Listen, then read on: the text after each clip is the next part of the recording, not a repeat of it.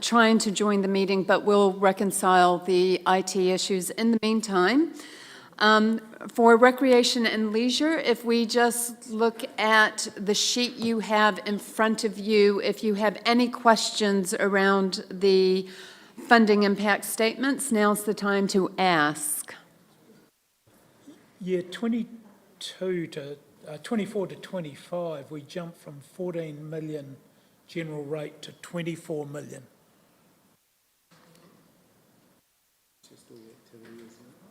So if it cost us, I'm just checking where that number's come from and why it's grown. So 1.100, rates uniform annual charges, is 14 million this year and 24 next year. So this goes back to the conversation this morning. This is the first cut of the model, and essentially this is raw data. This is what it needs to be to cover those particular activities. Once we've locked in a figure here, you will have noticed back in corporate activities, that's actually showing as a negative in there. Essentially, corporate at the moment is where the adjustments, because we're predicting a deficit and we've only got rates increases of 15%, at the moment we have put all of that into corporate activities. Then once we've agreed on those figures, there's a next step which then pushes that deficit out over the other activities to then bring it into line. Sounds good. But shouldn't the deficit we've got, we should know where it should sit, if that makes sense. If it's depreciation, it's depreciation. I'm just worried if we're spreading it across, it gets lost. Does that make sense? So essentially, each department, we know how much it costs to run those departments. We know how much rates we should get for each of those departments. But we've made a call to only have a 15% increase. And so we need to then say, well, we need to spread that over the rest of the organisation so it's fair and equitable. If we had, for an example, 29% increase this year, so we covered it, then these figures would be, they would then all be happy. Happy. I get that, but some won't make the saving, if you know what I mean. So it's almost as though there should be a bucket. We know there's a loss and target what we really want them to be saving or spending. Yeah, so that would be the next step of the model, to reallocate it. Yeah.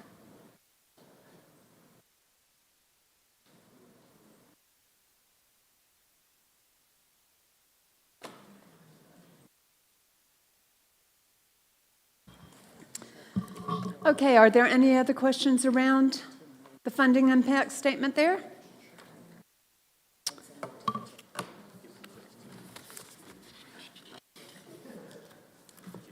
Okay, normally we would go into land transport, but I know that Susie's in another meeting hosting it and facilitating it. So what we will do is we will actually talk about water supply. And with water supply, we've got 5 urban water supply schemes, 4 rural drinking and stockwater schemes, 2 stockwater-only schemes, and all the associated network assets like the intakes, the treatment plants, the reservoirs, pump stations throughout the district. So the key issues identified by the Water Services team for the infrastructure strategy talk about the demographic changes, increasing the demand for more connections, tighter regulations that are as a result of the Reformation, increased need for staffing resources, the aging network, recruitment and retention of the suitably qualified staff, affordability issues, high demand exceeding the capacity, which requires significant upgrades in the infrastructure, the impacts of climate change on vulnerable infrastructure assets, and ensuring there is sufficient water supply, particularly for new users and industrial purposes to assist with economic growth. So, of course, the priorities, which we all know, looking at our budget, it's addressing all the renewals and upgrades for the aging infrastructure across the whole network and addressing the demand management for water supply. And you will note that the bulk of our expenditure in water, in the three waters, is really around the renewals program. Just a little bit for growth in one or two areas, and I a can see couple of Vincy levels and of... Andrew now. Okay, it looks like Okay, we're in thanks. business. I apologize. Okay. Yeah. Right. Thank you for Sorry. your patience, councillors. John, we welcome you. Thank you very much for joining us today. I will be in control of your presentation. You just let me know when you would like to move to the next slide. So, John Mackey from Audit New Zealand, over to you. Right. So I just thought it would be. I need to put my machine because we're getting the echo. Is that because of on machines there, or it might I go on silent, you won't be able to hear me? We're not hearing the echo, John. We're fine on our end.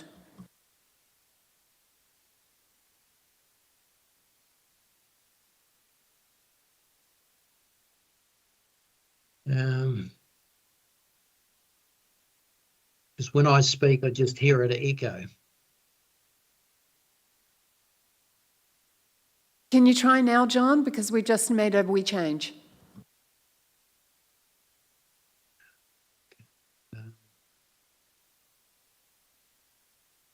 John, can you hear us? Yes. Okay, can you still hear an echo when you speak? That's fine when it's like that. Okay, wonderful. Well, we can commence now. Right. Okay. Thank you for your patience.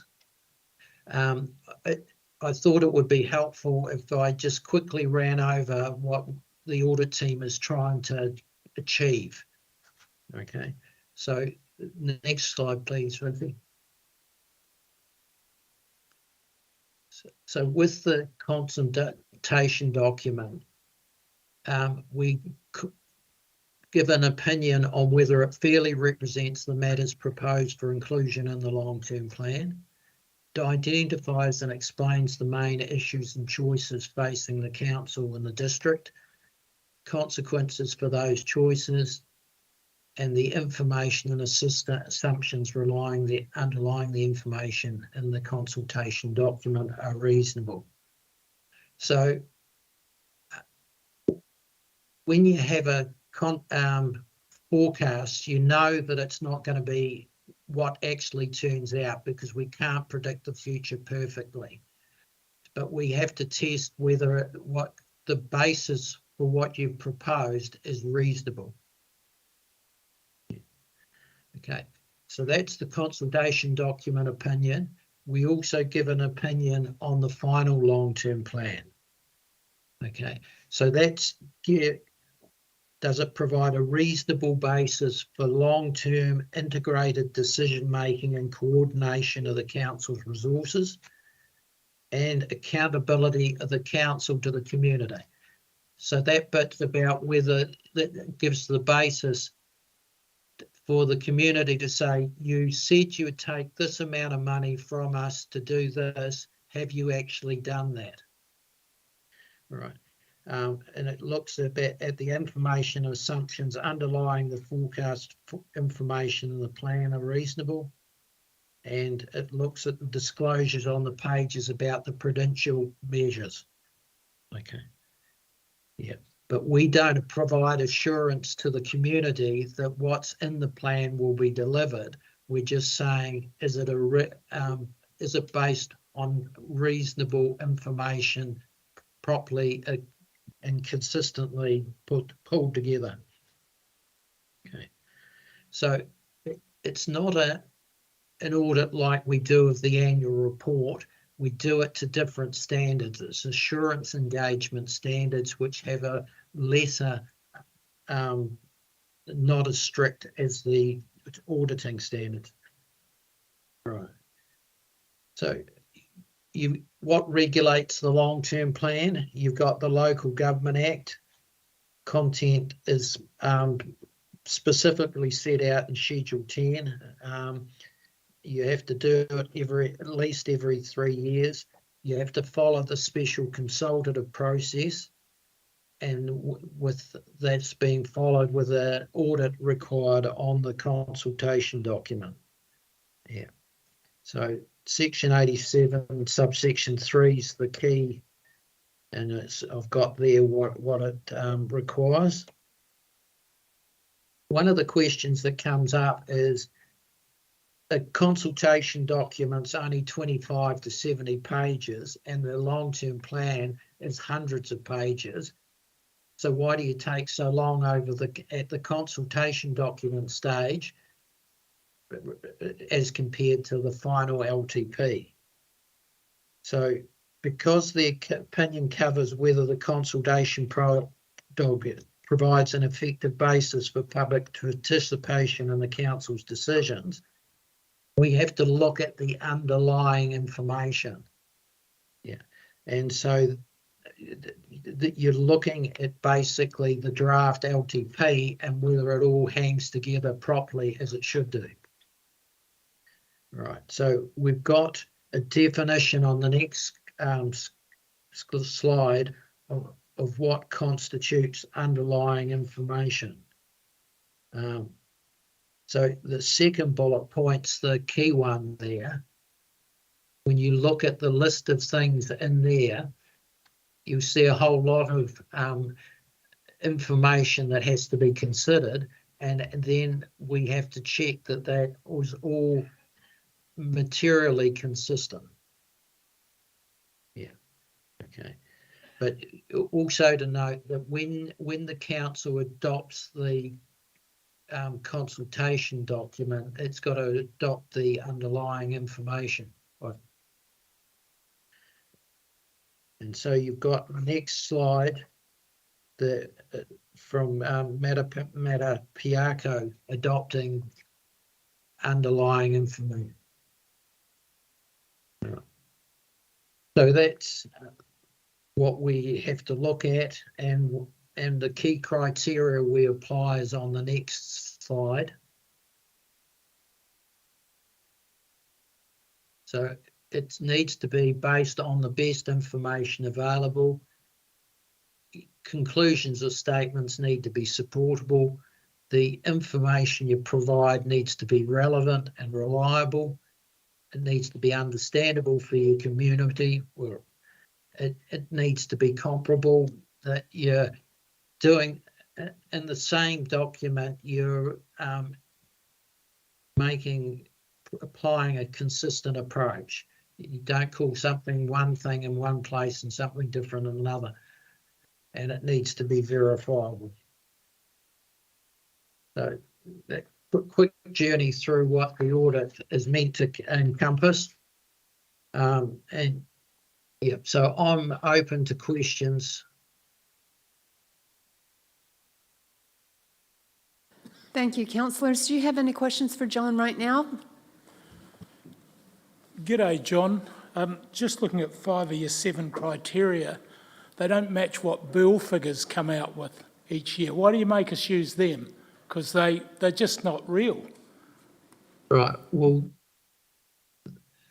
councils have used the Burl numbers right from, well, I'm not sure whether it was the first LTP, but they've been doing it since then.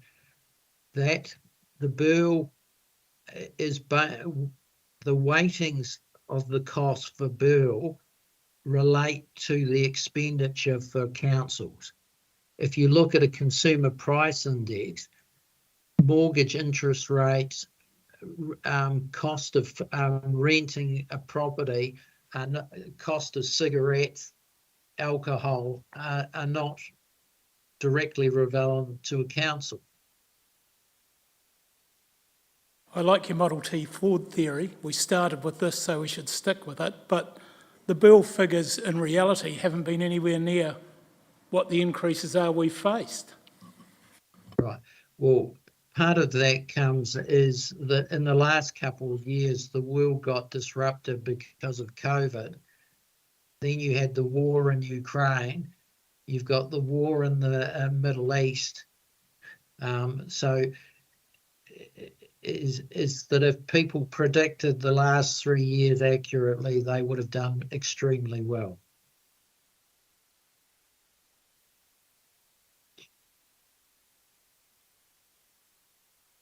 Quite sure if that's a very good analogy, or there's a bit of a difference between a percentage rate versus a war. It's pretty consistently out Burl figures, so I'm sort of with Councillor Piddington on this. It seems it is an easier assumption than saying we couldn't predict a war. Right. Okay, but so if you used CPI, you would have to be able to justify why that's a better measure than Burl. So what, part of the, Nigel here, John, part of the conversation was the likes of staff costs. I think Burl said 2.5, but we think realistically it's more likely to be, 4%, which in our mind would be a good assumption, which we're factoring in as far as budgets. But then when it comes to the likes of depreciation, we know that we're going to revalue in a time frame, in depreciation at that point is then going to need to go up. But we feel like we're not able to model something that we don't know, or can we put a higher allowance in for depreciation before a revaluation? How do we get around those? It's just we just want more accurate forecasting, if you like. Yeah, it's probably the best way to There's nothing to stop you using a higher percentage for labour costs if you've got a reasonable basis for that. What about that depreciation one? That's probably a key one. So you can't allow unless you've done the revaluation of your asset. So one of the councils in the South Island, you can pick it up from the accounting policy, so I'll say it, it's Nelson City Council. They value their infrastructure every year. In what year one they do a full revaluation, and the second year they do an indexed revaluation. So that way their depreciation is going up annually rather than going up by a potentially significant jump every 3 years. Okay, thank you. God does have a cost with it. Yeah. Sorry, John, Stu. So I guess what we're saying is we've got an asset value now. We haven't revalued, but we know we're going to. And at that point, we know it will be an specific or significant increase to our asset value. What can we do with that? Well, what you can do is that you can move your rates increase ahead of the depreciation showing up in your financial forecast. So if you're in year 4, you expect that your depreciation is going to go up by 15%, you can be stepping it up by 5%, allowing in rates for a 5% increase, even though it's not in your financial forecast in those years.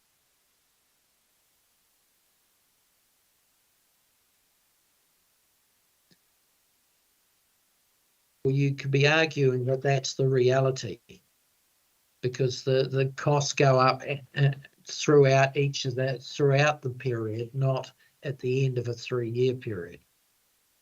Yeah, and so that would be more accurate, that assumption, wouldn't it be? And that's the challenge that we get into. So, no, that's really helpful. And then the other one we talked about this morning was earthquake buildings. We're doing a lot of work effectively in the first 3 years.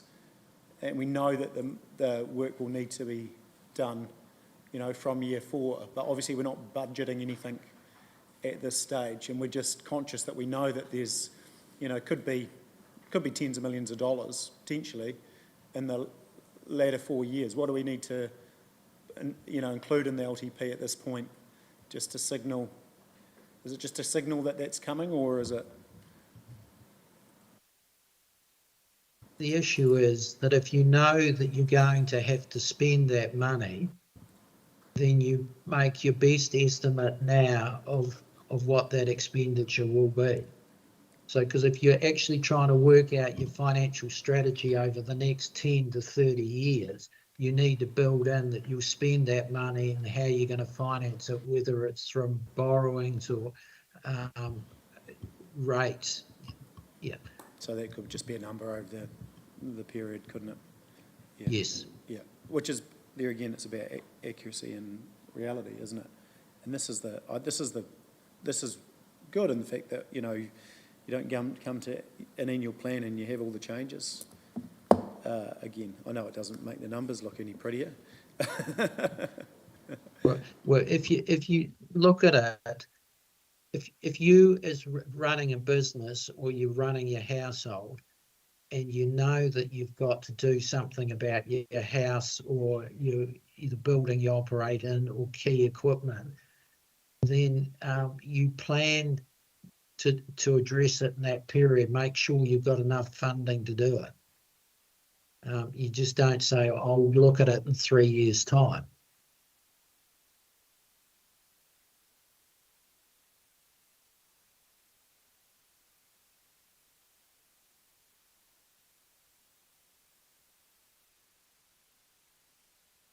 John, just to go back to the wages one, you said if we had supporting information, we could use something other than Burl. What examples of supporting information would you be looking for? Well, have the local government officers union or the public service or group that represents significant components of your workforce signalled increases, that they'll be seeking increases of those levels?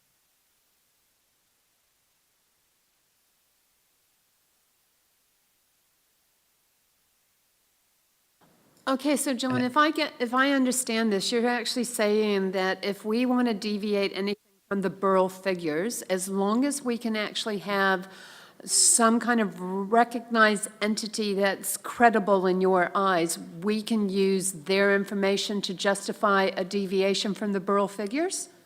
Yes.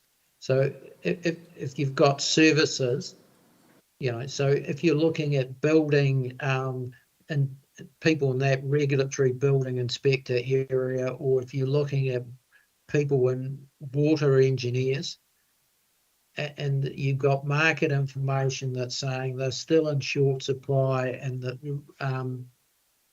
pay rates are going up above the average, then that is a reasonable basis to make your estimates on.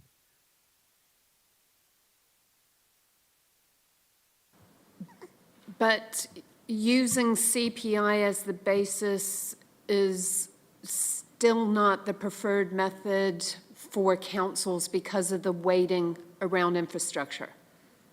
Yes. Okay. Thank you.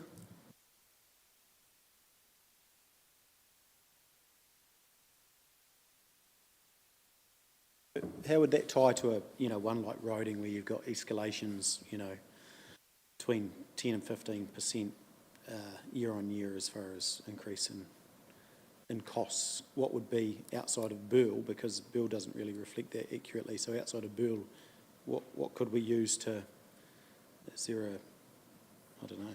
I think what Burl was saying is the costs will not keep escalating at that rate. That's what they're saying, is going to plateau out at 2.3 average or 2.8 or whatever the number is. It's us getting our heads around and going, do we believe that? I think that's the problem, because we didn't believe the numbers 3 years ago, and we reflected Burl, and we are where we are. I think that's probably why we're a bit gun shy to go again. Yeah, but that's a good point. Is it going to, when does, yeah. But the information in one of the reports the other day said still escalations and those are sitting at those numbers, so.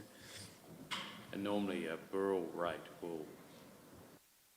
Burrell should be a reflector of inflation. And if you take inflation as related to your employee costs, you probably should be down to those sort of rates with employee costs as well. Which means that you probably, if in the out years we decided to go with Burrell 2.3 or 2.8 plus revaluations, then our rates increase should be lower than otherwise would be. And maybe, Challenge for you, Nigel? What's that? Challenge keeping everything at 2.8%? Well, yes, but you know that that's an assumption, and you know that when you come to the next LTP and you got closer to those years, it's going to be very different again. And part of, and that's what audit will look at. They'll look at, is there evidence to support what we're saying? If there's no evidence, they'll challenge us as to why. So, John, I'm aware that Waikato University, I think, puts out a set of inflation figures that one or two councils use. Are you aware of anybody else? I'm not aware anybody uses Infometrics data as a basis for inflation models, but are you aware of any other models that are widely used? No, it's that the vast majority of councils use Burl. So what it leads to is your outer years and your long-term plans are more a direction of travel than an accurate costing. What our 5 years out is saying we're going to head in this direction, and obviously, if your assumptions around your numbers are wrong, then the next long-term plan it probably will change. Because at that point you're putting the real numbers in it, and it might mean that your overall macro level of travel is right, but at a micro level you're having to deviate and push stuff out. Because what you're trying to do with the 10-year and the 30-year is identify out significant issues. Because what used to happen before you had the long-term plan, there was the temptation for councils to put something outside their 3-year term. And then when the long-term plan came in, before infrastructure strategies and financial strategies of a minimum of 30 years, the temptation was to put significant expenditure out in years 11 and 12 or whatever. Supposed to be doing that, John. Sorry? Are we not supposed to be doing that? Right. So you're not going to get it, the further out you go, the less accurate you will be. But you're actually needing to say, well, have we got major problems here? What do we need to do now to avoid them?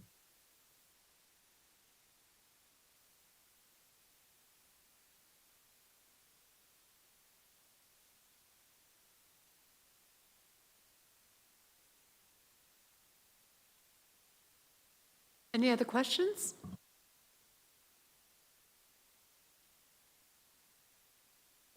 John, that's it for our questions from us.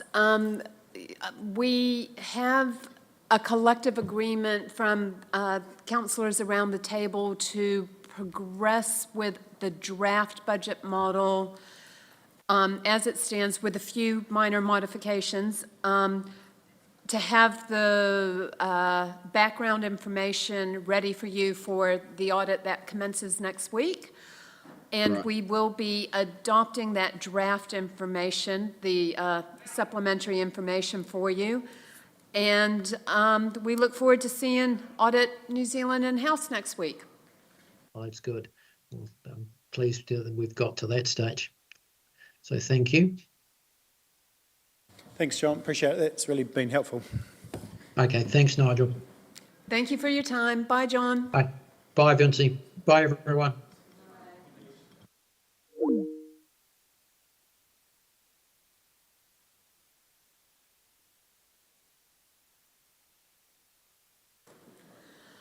Okay, thank you, councillors. Sorry about the technical difficulties at the beginning, but at least it gave us a little bit of clarification. So we can deviate from Burrell if we have substantial evidence to back the rationale for that deviation. That's really good to know. And they're talking about getting some of the market data for staffing rises. So I can work with Hannah on that. And finance can work with Hannah on that if you wish to go down that track. Okay? I just don't know if we'll be ready by Tuesday with that. So that could be something that we look at for the 9th of April draft documentation that's going to be going out. Yeah, that one. I think we're happy to be guided by the CE in that regard.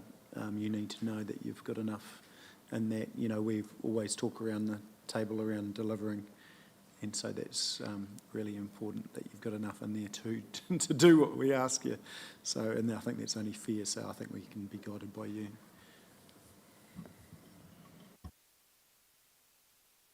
Right, well, we'll leave that for you and the CE to decide. That's great. And I will continue on with water supply. We may do all three waters now, and then we'll bring Susie in to actually look at roading, if that's okay? Okay, while she's in the other meeting.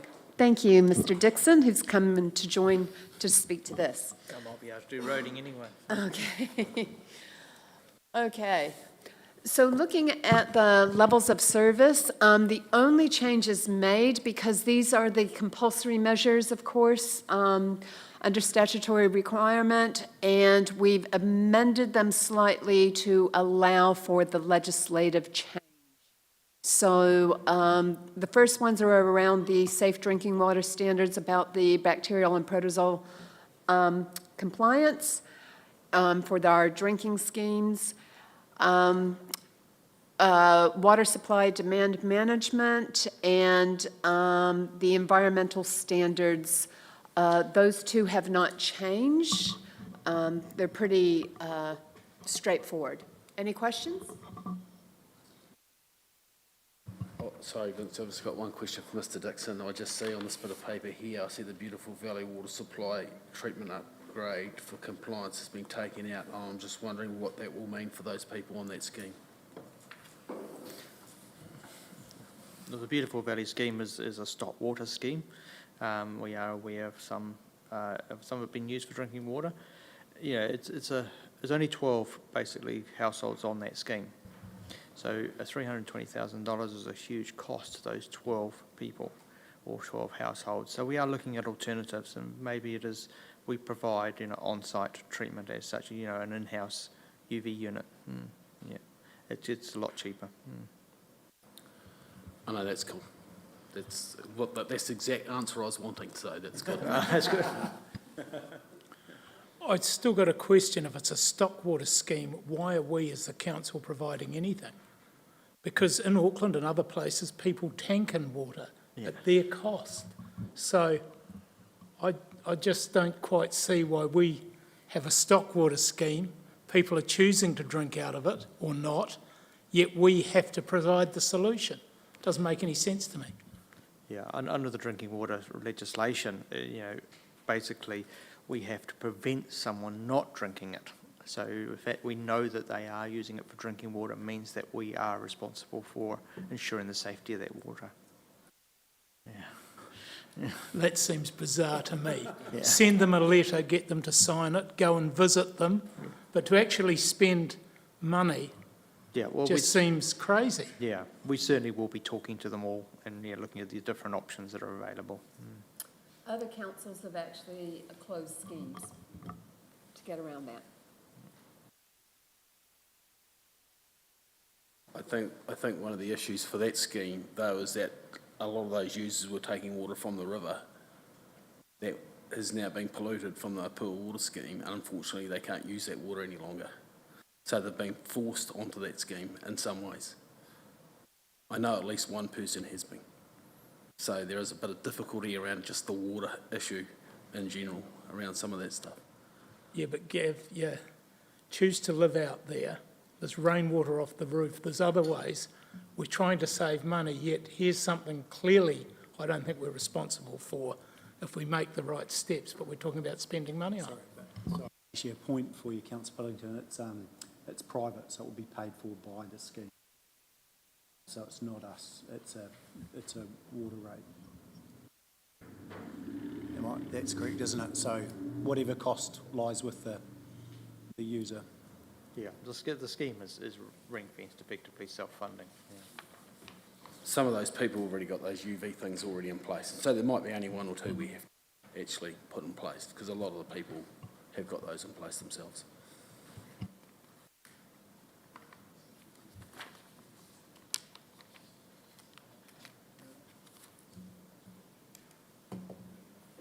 Okay, and now we're looking at our customer service levels of service. Not proposing any changes for these. They're all mandatory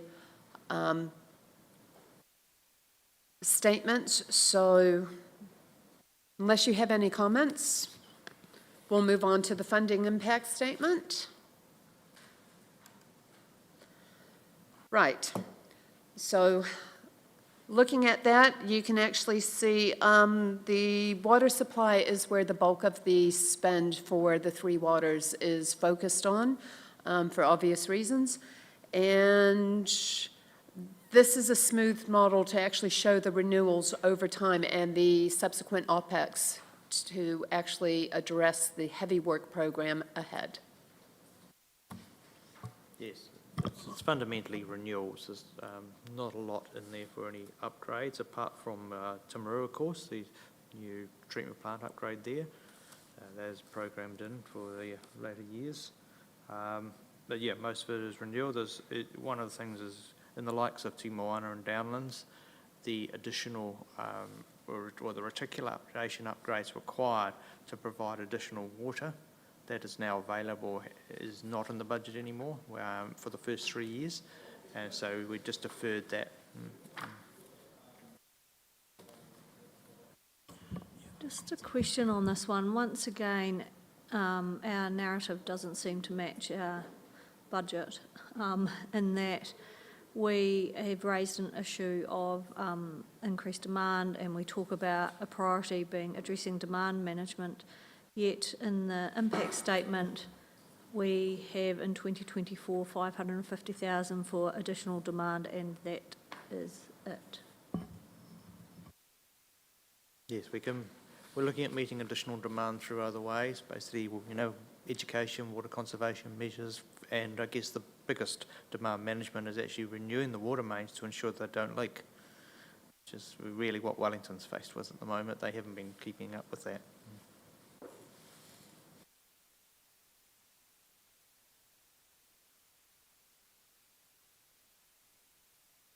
But yet water metering, by the way, is not on the budget. What was that you just said? I just Water missed. metering. Water metering, Is, it's not on the budget in the 10 years, no. yeah. Yep. So Pretty sure how do we have demand management if we don't know what the usage is? Sorry, was Well, you talked about how we manage demand in other ways and fixing leaks and things like that, but how are we going to know where they are without water metering? we know, we meter how much water is delivered into the reticulation, and we also know roughly where in zones as well. So we're not metering it at household level, but we are got metering within the reticulation. So my understanding is interrelated as you replace, that can actually also help with demand because it's more efficient. Is that my understanding? Yeah, water metering definitely reduces demand, because people sort of recognise how much they're using, and whether they get billed for usage is another story. But at the moment it is lump sum. So, but no, you can get about 20% saving using water metering. But there's also, that comes at a cost, and it's not just the initial capital cost, it's the ongoing costs.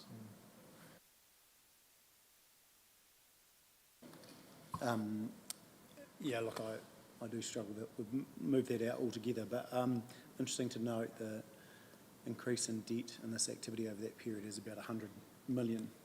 So, you know, that's a reality from where we are debt It's now significant. to, you know, over half of our increase in debt over the 10-year period is going to sit in water.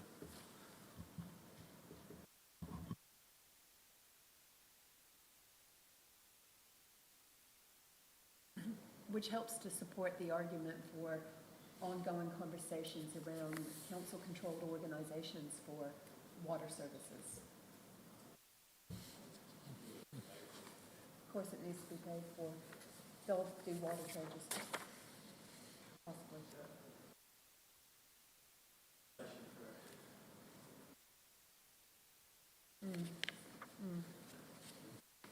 Definitely. Okay. Moving on to wastewater.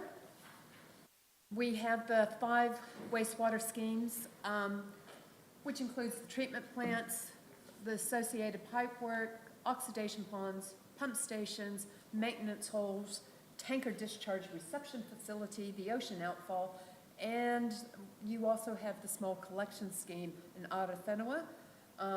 All of those are throughout the district. So a key issue for wastewater is about the environmental standards being applied for during the reconsenting phase. We have a number of consents that are being reapplied for.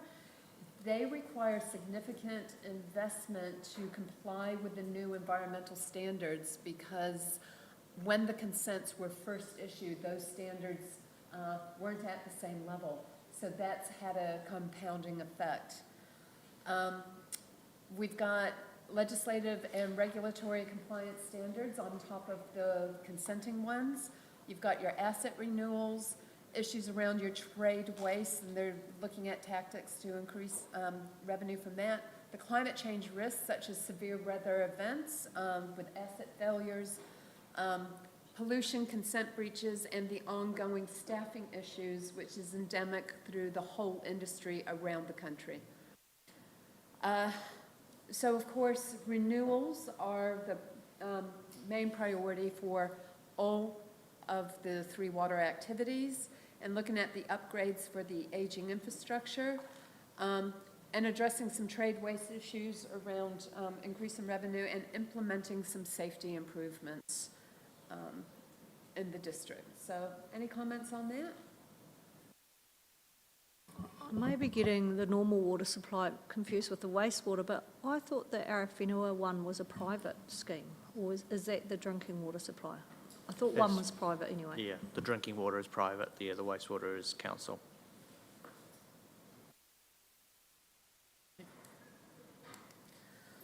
Moving on to all the mandatory performance measures around the levels of service. Although I do believe the complaints one at the bottom about monitoring the number of complaints, those are not mandatory measures, but ones that are actually used internally and also to report to the community about the customer service levels. And no changes are being proposed for any of these measures at this point in time. Say this in jest, but are you going to have a measure for complaints about the Temuka oxidation ponds? It's covered under sewage odour.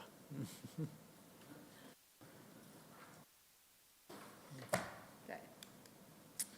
Looking at the funding impact statement, there's lesser amounts being allocated here in wastewater because the primary focus has been, of course, in water supply, but there is still a renewals program, and of course, the more you sweat out assets, the higher your OPEX.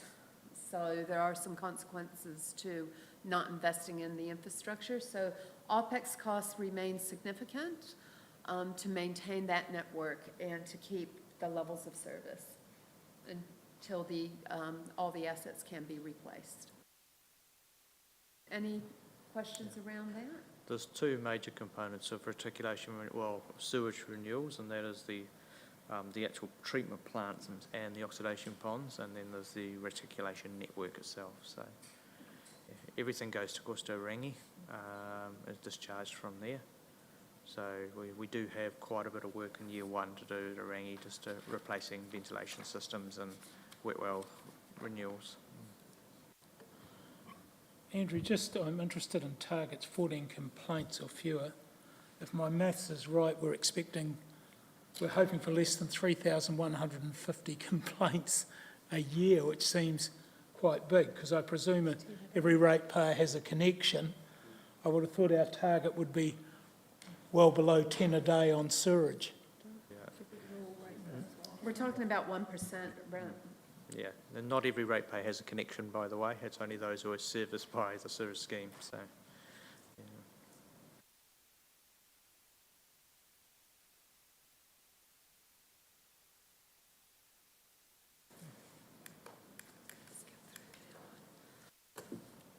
yeah. Okay, looking at stormwater, so we can tidy up the water services.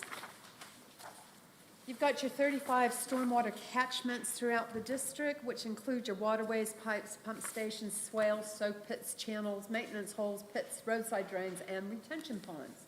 So a lot of infrastructure is there. A lot of it is kind of natural built stuff rather than a lot of heavy infrastructure things. So a combination of the two.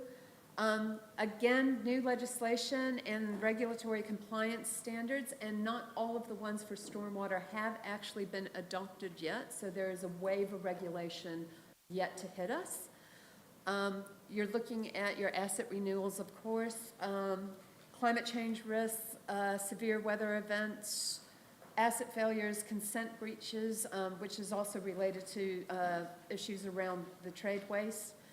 Your staffing issues, again, and particular for stormwater, there is an ongoing tension between basically territorial authorities such as the District Council and ECAN around the stormwater management versus flood management. And that's always an ongoing dialogue that every council actually has with their regional authorities. And of course, you've got your community expectations during those really high rainfall events. Community expectations increase over time. So again, we're actually looking at demand management implementation through the stormwater management strategy. Looking at the Canterbury Landwater Regional Plan and enhancing the network's resilience with the potential of future growth in the district. So trying to make sure that we'll be able to actually cope with any future industrial and or population growth. Okay. Our levels of service, again, we're actually looking at 4 out of 5 of the performance measures for these are compulsory or mandatory. So no change is proposed at this point. And again, we're looking at a 1% complaint level received for the performance related to, again, connected properties to any of the stormwater infrastructure.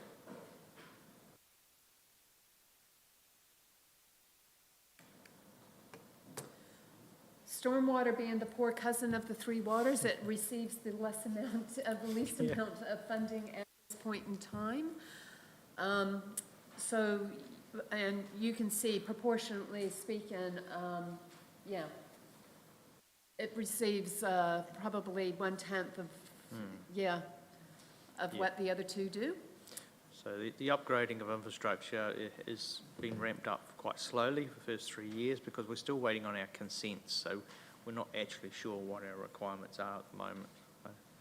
So we've taken a fairly conservative, well, not conservative, but yeah, we've decided, don't need to spend so much in the first few years and then be ramped up in the later years. when we get more surety about what's required.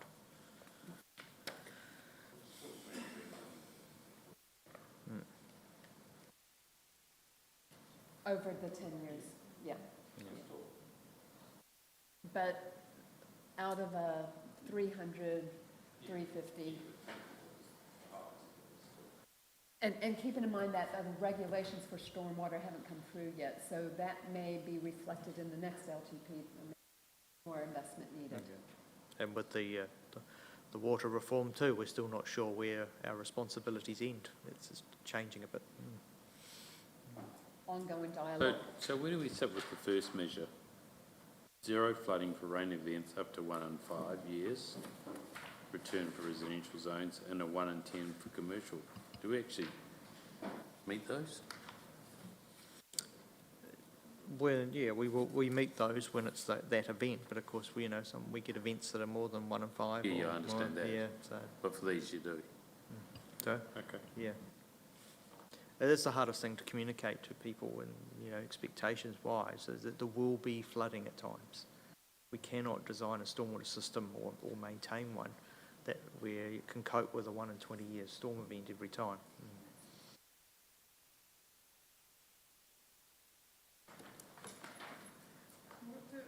We have visualised for 2033, we have a $9 million, oh no, that's, no, sorry, that's that's surplus, isn't it? What do you what great stuff's about to Oh, the happen? 9 million, that's, that one, there's a pump station down at Caroline Bay. As the sea level rises in the longer term, we'll need to pump out of Caroline Bay.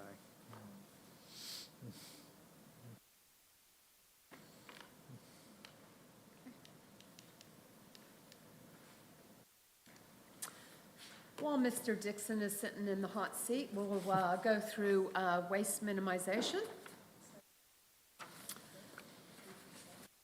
Very straightforward about the infrastructure involved with waste minimization.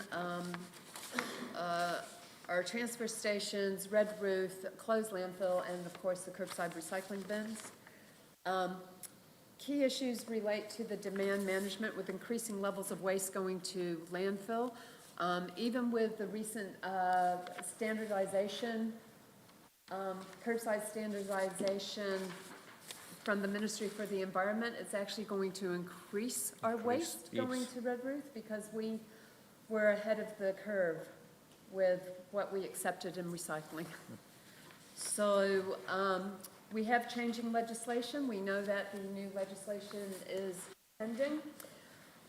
We need to work on ensuring equitable charging for curbside collection and waste charges, addressing the issues with the closed landfills in the district. So the priorities identified including addressing the funding mechanism through which we're proposing an activity review within the first year of the LTP, trying to meet customer expectations while addressing those affordability issues. People do not like having to pay to dispose of waste, and promoting waste minimization in a high consumer-driven environment. So we are at odds given the environment that we're actually in. Yeah, one of the difficult things is when you come to the fees and charges for landfills is, it's a delicate balance between people accepting those charges or just fly tipping effectively down the riverbank, something like that. So we have to be very careful. We can't crank it up too high, otherwise we run that risk. Okay. There you go. I was just going to say, I'm struggling with the lack of any mention of Peel Forest here. We're assuming we're going to have that done by the 30th of June.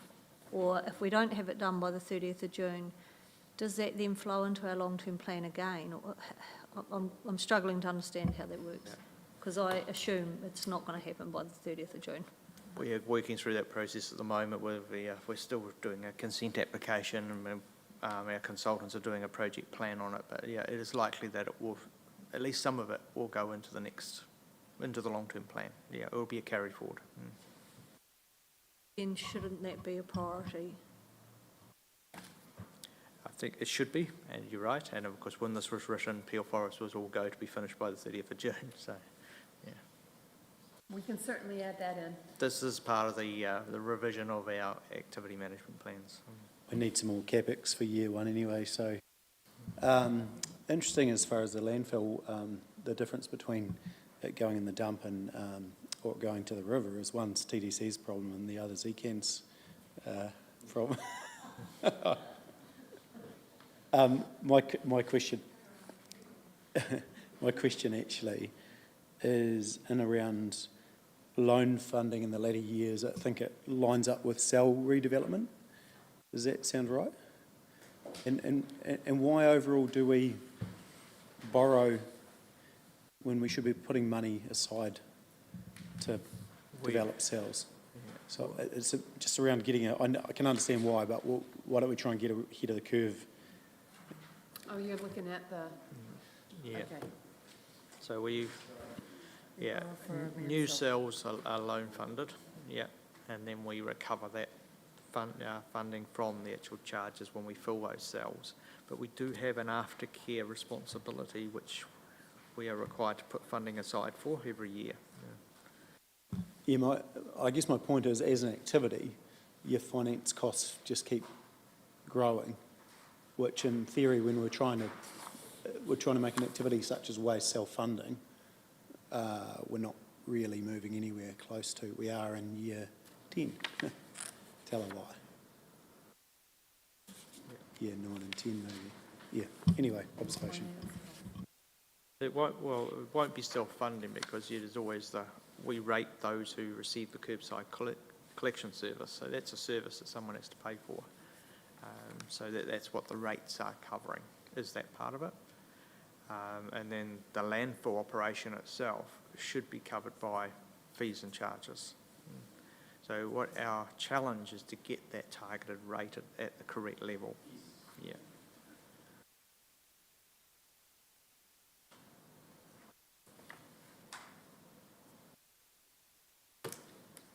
Okay.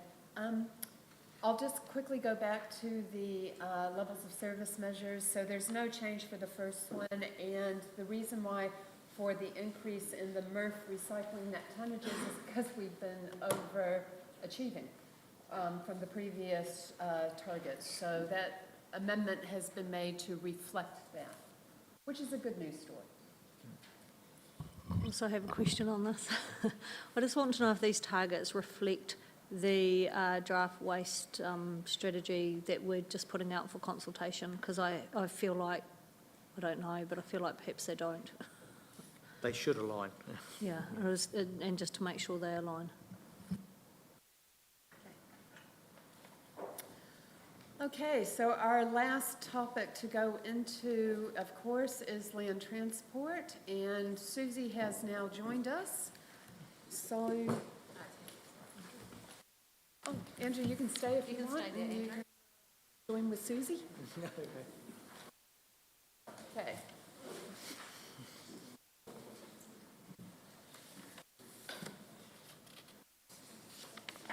Okay, we're very familiar with the infrastructure involved with land transport, and I can say in working on the infrastructure strategy, traditionally land transport has been the bulk of where a lot of our infrastructure spending has been, but with this new infrastructure strategy and the changes in the water regulations, the dial has turned.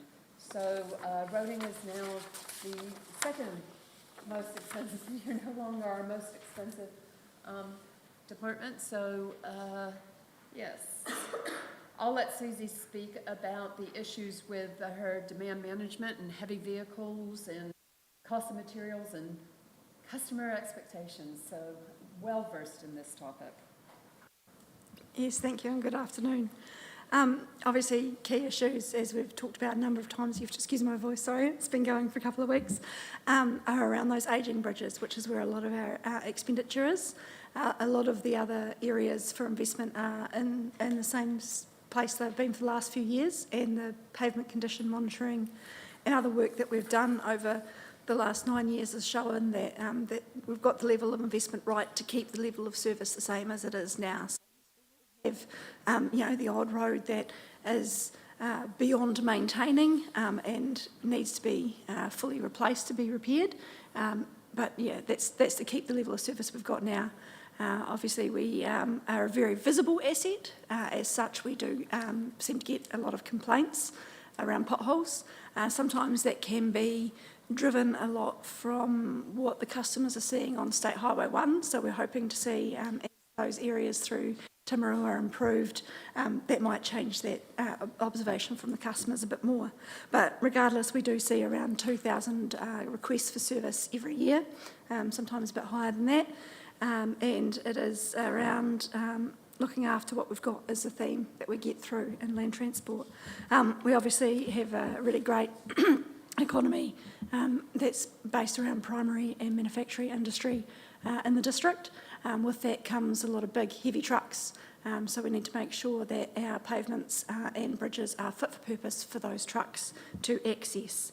But yeah, as I said, really it's the ageing infrastructure around bridges that's driving the big increases in land transport, and a little bit more in operating expenditure around street trees, because we see that there's a lot of work that's needed on a lot of the old street trees that are causing and potential damage to private property. Is that reflected in our funding, that we do have a high heavy traffic usage? Like, do they proportion that? Like, compared to a town that has no agricultural or heavy traffic use? No, they don't. So basically the financial assistance rate is based on realistically the customer's affordability, and 51% tends to be the standard for communities like ours where we don't have really high deprivation. It's the same in the neighbouring districts. Except Waimate, they get a bit more. Yeah. I think they're at 60%. Is there poor? Higher deprivation.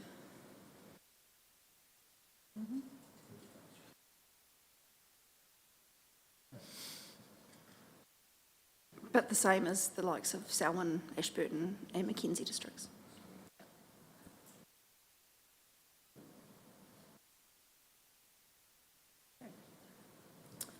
Couple of questions, Susie. 70% of customer service requests are responded to within 15 working days. Is that just responding to a query, or is that actioning it? So response in this instance basically means going out and investigating what the issue is and then programming a repair. So not always responding to the person that calls up and complains, because I said before we have around 2,000 a year. It would take one staff member full-time doing those responses. But yeah, so it's around, I think I mentioned at a previous workshop, the actual time taken to go out and check does not take us 15 days. But it's the internal closeout process that's a little complicated, and we haven't been able to get the IT systems to talk as well as we possibly could in the future. Cool. Second question is, because we've got no money in the budget, you've got maintain the current level of bridges that carry class 1 traffic loadings. So are we going to meet that standard with no money in the budget? We should meet that standard with the budget that we've put forward for operational and capital expenditure. So what's currently still sitting in there, we haven't touched the bridges budget. Okay, Remember, because this I is remember class Andrew 1. saying there's a lot of bridges. Yeah, we are targeting class 1, which is your standard heavy vehicle. The issue is, of course, a lot of the heavy vehicles are well up above that now, the HPMVs, and they're the ones we're a little bit challenged with. So the entire network will not be available to those vehicles, but certainly up to 50 tonne, I think, was okay. Yeah. So as the workaround, because we're going to either ageing bridges, are we going to take some out and make people go a wee bit further round outside the main connections? Because we're never going to meet this. My concern is the number of bridges and cost, we're never going to do it. So we need to start those conversations if we're identifying bridges now that aren't going to be replaced or are in danger. What's the strategy, I guess I'm asking? So at the moment, it's to replace the structures as they come, all structures as they come to the end of their life and maintaining them to that point. That's the current strategy. If there was changes as far as reduction in budget available, then work would need to be done on that. We have been working internally within Land Transport and then also with Drainage and Water to ascertain all of the critical lifelines to make sure we can figure out exactly where that is, and also be working with Transpower, Alpine, Chorus, etc. to make sure we've captured it for them. And then further work can be done to do basically overlay that and see what structures could potentially be retired. But that would be, obviously, we'd be looking toward council for a policy around what that bridge replacement strategy might look like if it wasn't going to be full replacement across the board. And the good news is that a lot of the very expensive bridges aren't going to come up for renewal until year 10 to 20, so. Yeah. I think I mentioned this before, that with those extra large trucks, when they apply for their permits to operate with weight over axles and things like that, they have to come up with a direction of travel aspect to that as well, so we can take them off some of those more critical bridges. Yes, so there's pre-approved HPMV permits, and then that is, we look at the structures that can handle it and the routes that are needed, like the likes of out to Clanny Boy, etc. Overweight permits, we've got some of those as well, which are ones that don't fit within the HPMV permits, so higher axle loadings, and we're working through a process on that at the moment. We'll be bringing a policy to council or to infrastructure committee in the near future around what we do with that moving forward. And when we talk about due for replacement, that's not an ongoing sending out engineers to review them. They're indicative years of the potential for them to be replaced and looked at. And when we talk about replacement, it might not be replacement, but repair to a level of some standard. Would that be correct? Yes, correct. So we have, the way the bridge structures works, we have 3 funding categories available to us for Waka Kotahi. So we have a maintenance budget, which is just your general maintenance, fixing the odd, if we've got a timber structure, fixing the odd, plank or whatever that's on it. Then we've got a structural component, which is a capital budget. And that's how we kind of get extra life out of the bridges. So that's looking at where we might need to replace a beam or the deck or something like that without replacing the full structure, and we try and do as much of that as we can. And then we have the replacement, which, as you say, is based on the best guess of what they're seeing in the current traffic count and the heavy vehicle mix on what the expected end date for that bridge would be. Obviously, we go in more often than that to check and make sure we get as much life as possible as we can before we do the renewal. A prime example of that would be the South Street Bridge that we did some structural component replacement in 18 months ago, just to get that little bit extra life out of it, but then we did have to go and replace it because it was at end of life as well. So you can get 5 years more on some structures, but sometimes it doesn't work like that either. So that budget and the component replacement, which is that big scale heavy maintenance, but it is a capital budget, that has also needed to be increased to deal with not the bridges that are necessarily in years 1 to 10, but we've got a much bigger wave, years 11 to 50. So it's, yes, wave. So it doesn't get better with the bridges, unfortunately. And they're more likely to fail at the connection to the road anyway, isn't it, with, depending on wave action. And that cost anyway for repair is down to us regardless, isn't it? Yes, it very much depends on the structure, but particularly in areas where the bridges are in non-rating districts for river maintenance, we can end up needing to spend a lot more training the river to go under the bridge and not take out the abutments. Example of that would have been the School Road Bridge out in Geraldine, and also we had one on Farm Road, you may remember, in I think that was the 2021 floods, where it took out both abutments. Susie, just a quick question, often not talked about in LTU is the signage, the road signage, some of it's expired. Is there a renewal process for the signage, or do we just replace it as it gets damaged? Or is that just something that just gets covered in? Is there a budget for that, or does it just get covered in the whole wash up? Yes, there is a budget for that, and so as a collaboration with the Mid-South Canterbury roads team, so from Ashburton, Mackenzie, Waimiri and Timaru, we've had a bit of a look at the signage that we do provide on the networks, because the leading cause of crashes in South Canterbury is loss of control on bends. So yes, we are certainly looking at that, and yes, there is budget. There's some a good bit of expenditure being spent this financial year over winter to tidy up some of those areas. But yes, going forward, there is funding in the 10 years to do that as well.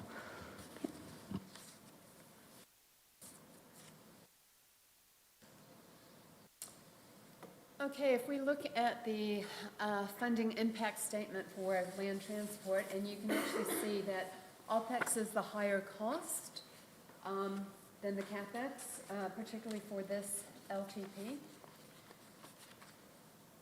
And you can actually see where the split is between the renewals, replacing existing assets, to improving levels of service. So the bulk of the spend in CapEx is definitely on the renewals program.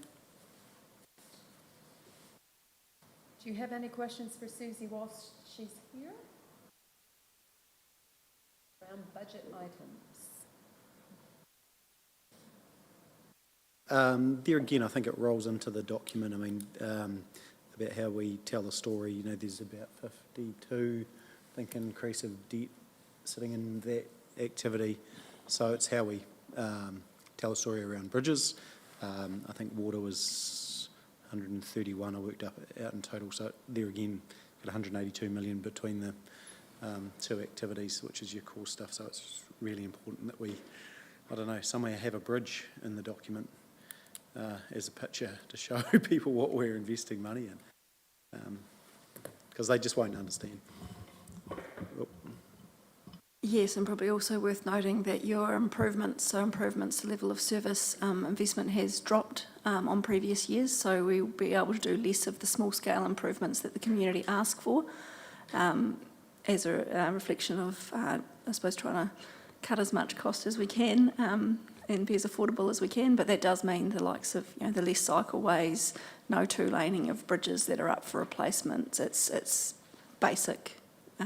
The odd intersection safety improvement where it's required, but all of that stuff has to be on the New Zealand Transport Agency approved list, and of course we're currently still waiting for the government policy statement to come out to know what the New Zealand Transport Agency is going to invest in. So we have an improvement list that probably sits at somewhere between 500 and 800 projects, and we'd probably get 20 done over that period.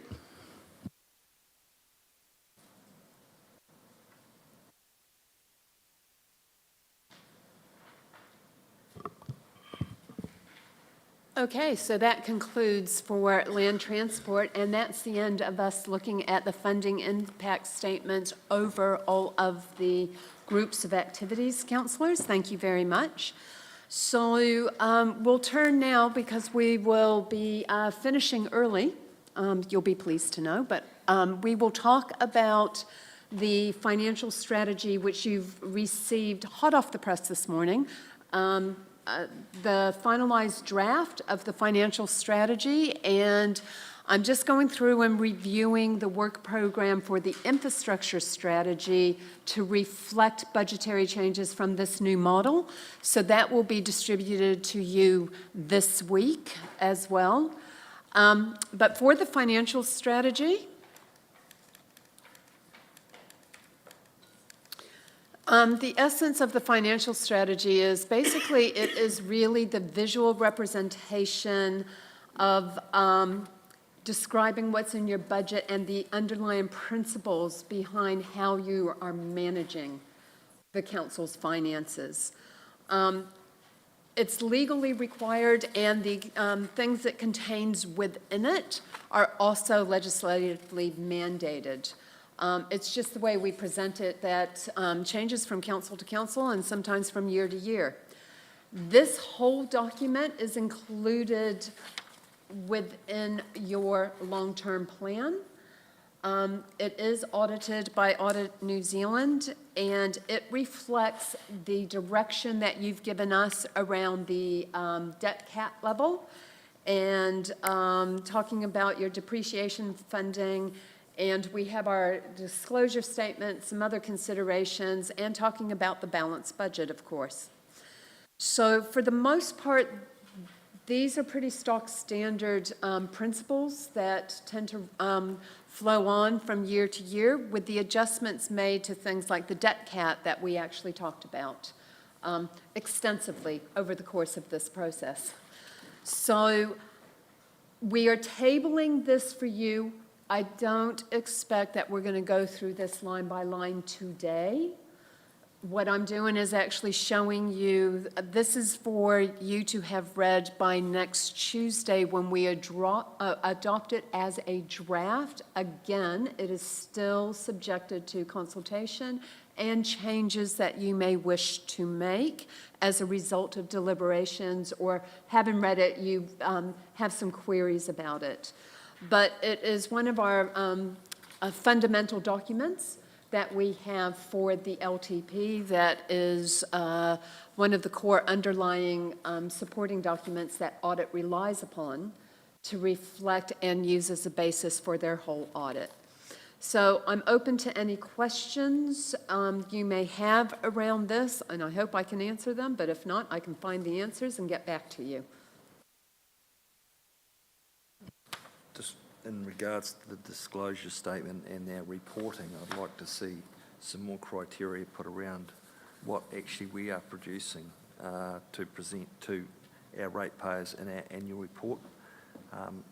If you looked at our, as I mentioned previously, if you looked at our annual report, the highlights are 130 million total expenditure, 66 million rates of revenue, 1.77 million total assets, and 989 reserve funds. It really didn't didn't really show a clear picture of the fact that we were running an unbalanced budget, et cetera, et cetera. So in that disclosure statement, I'd like to see some more belts and braces around that, what we actually are defining and showing, such as whether we've produced a balanced budget, and if we haven't, plus or minus, and actually our surplus cash that we actually had, how much depreciation we collected, in other words, our capital expense, and then the new debt balance. So, and that criteria should carry on in a form that is consistent from year to year. So this is over and above the benchmarks, the mandatory benchmarks that we report on. It would appear, if you look back through our annual reports, there are different numbers used each year. So, and different highlights, okay? So I just want some consistency around that. And also definition of our income considered to determine our debt cap. I'd like to know, actually it's specified in there, so as we're actually defining our debt based on actual what that income is entailed and what you're allowed to use as or considered income.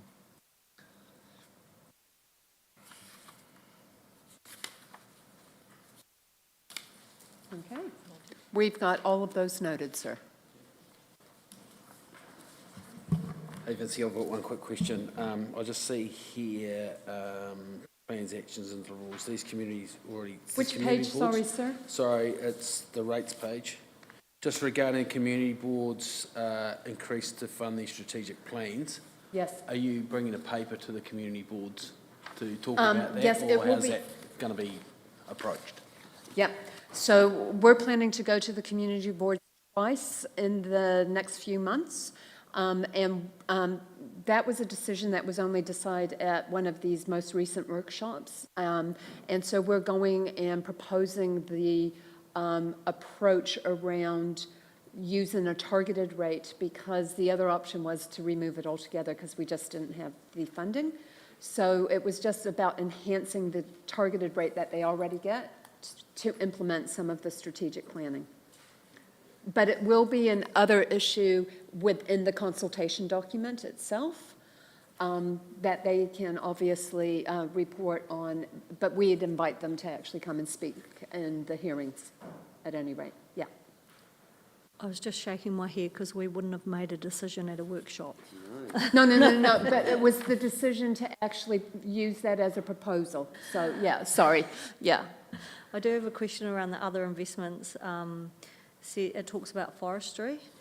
This is on the investments page, so Yes. there's no page numbers on here. It says that we hold that as a long-term investment to support cash flow, but then it says we assume no return on our forest. So, For the life of this long-term plan, because of the maturity of the forest, they're not in the harvest so phase. perhaps we need to say future cash flows or something to that effect. You got it. But I think we should wrap that up with just having a look at all the properties, et cetera, throw the forestry assets in there. As part of the assets review? Yeah. Will you be Right now, putting they're a this- liability. Will you be putting this on the hub so we have it on the hub? Yes, it should be on the hub today, yes. Oh, does it? And there the now? infrastructure strategy will also be on the hub, possibly tomorrow, possibly the next day. Depends on how the infrastructure strategy ferry works tonight. Okay.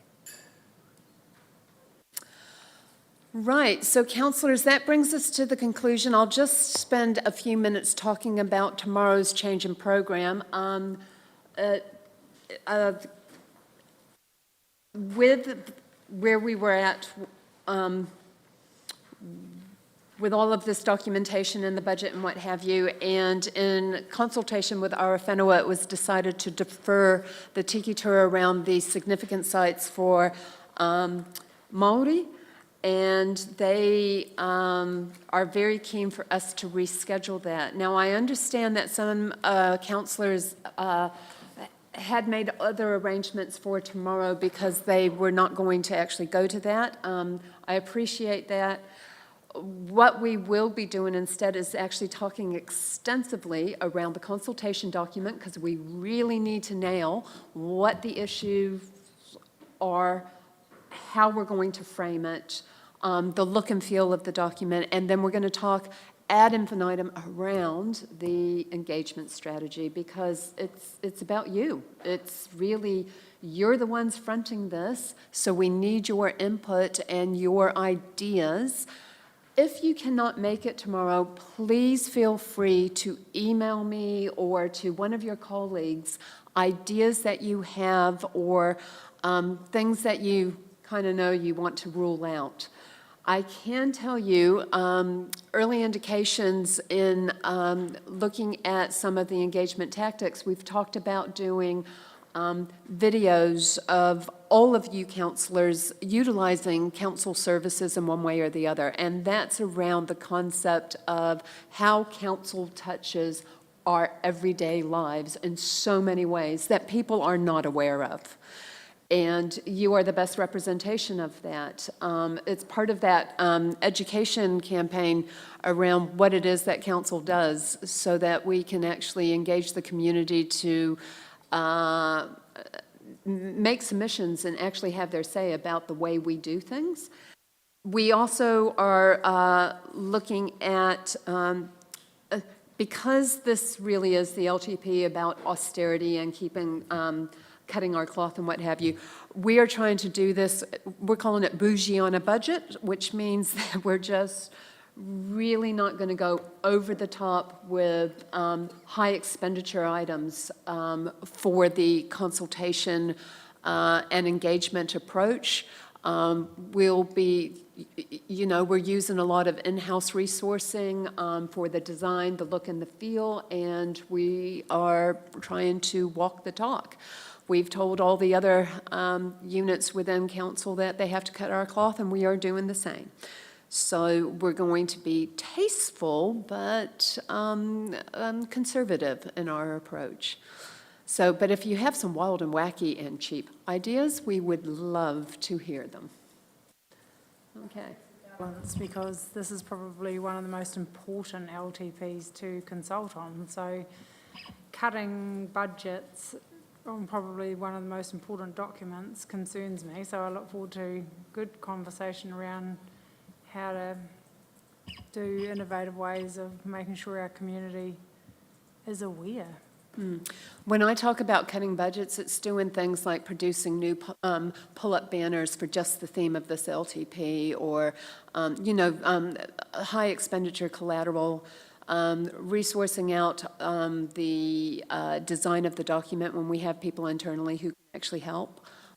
It's those type of things. It's not actually cutting the consultation itself. We will still be spending the money to put it in all of the media channels that we use. A few years ago, we put a cardboard cutout lifestyle of one of our people. It was the mayor, but I think I would like to nominate Councillor Booth, and with a speech bubble, and each day we change some of his key messages in it. Change a for the T-shirt? community. No, leave the... Stop the madness. Yeah, stop the madness, everything else. Stop the nonsense. I love prudence. Yes. Vincy, if we can get a link for tomorrow, that would be good, so those that, because I can only come for the morning part. Sure. I've got the opportunity to Zoom in the afternoon. We'll arrange that through governance for a link, so if you can Teams in, it'd be wonderful to have your input. So tomorrow is actually about creativity, ending on a quite a positive direction, and really engaging you with where your comfort zones are for how you're going to speak to the public. What T-shirts you're going to wear. Okay.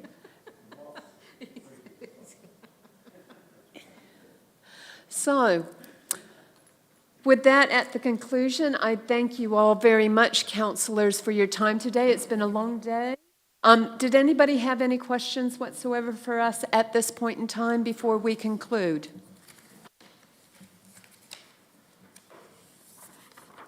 Okay. Kia tō te rangi Mārie, ki ranga I ngā iwi o te ao. Kia ora, councillors. Thank you for your time, and we'll see you tomorrow morning.